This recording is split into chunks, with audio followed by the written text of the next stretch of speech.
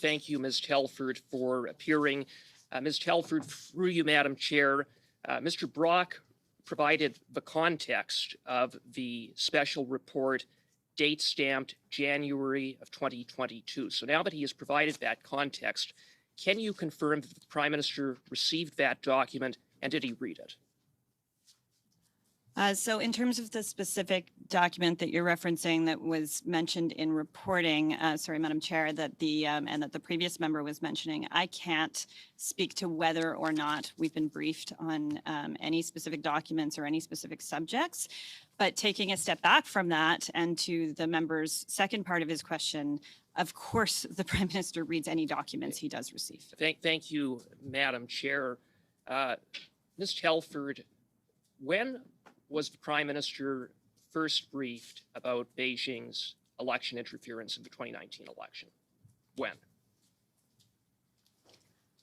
So you've received from, Madam Speaker, the committee has received from the NSIA the list of formal briefings that was put together as best everybody could in terms of formal briefings on subjects to do with election foreign interference. Ms. Telford, respectfully, through you, Madam Chair, I'm not just asking about formal briefings. I'm asking, when did the Prime Minister become aware of Beijing's election interference in the 2019 election? Just the date, please. It's been 5 months. It's been repeatedly asked. You're the top official in the Prime Minister's office. Canadians deserve to know when he first learned about it. Could you please answer? Madam Speaker, I would just Madam Chair, I would take a step back and just say this has been an ongoing conversation over many months and years as to what prospects were of potential foreign interference. It's why these different organizations were in place. It's why there was a report that came out of the 2019 campaign or election. Again, Ms. Telford, I want to be clear that Canadians deserve a date, so maybe to provide provide further clarity, the Intelligence Assessment Secretariat of the PCO prepared a daily foreign intelligence brief dated February 21st, 2020, in which that document has been produced to this committee, a heavily redacted version of that document. It speaks of, quote, subtle but effective interference networks in the context of Beijing and its interference in the 2019 election. It speaks of, quote, investigations into activities linked to the Canadian federal election in 2019 reveal an active foreign interference network. On what date did the Prime Minister receive this document?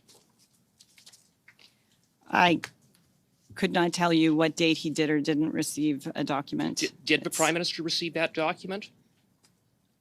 I don't have that information in front of me in terms of that specific document you're holding. You don't have any information about that document. Now, it was a daily and foreign intelligence brief through you, Madam Chair. It was a daily foreign intelligence brief.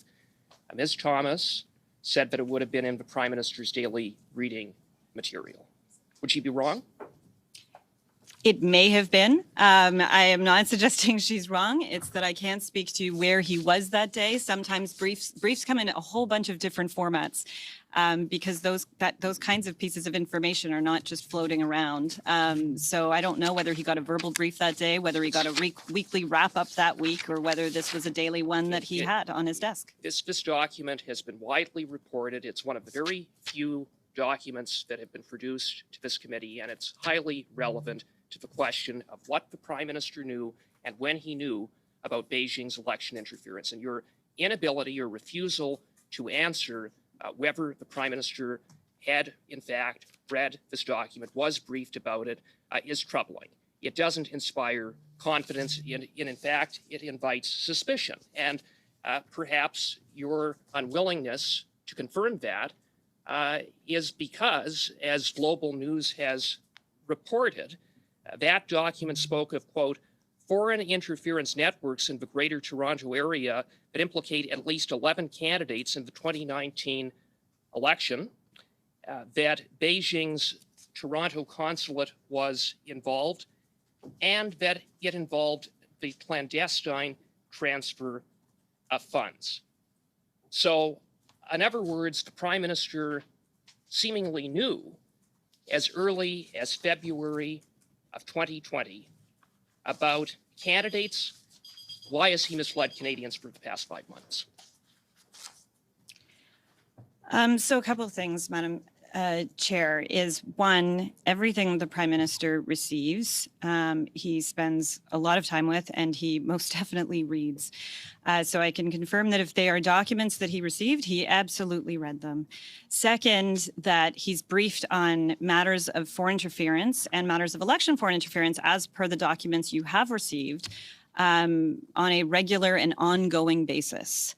And third, on the specifics of what you were referencing there, I can't get into, unfortunately, in this public setting, what was or wasn't briefed on in the level of specificity you'd like.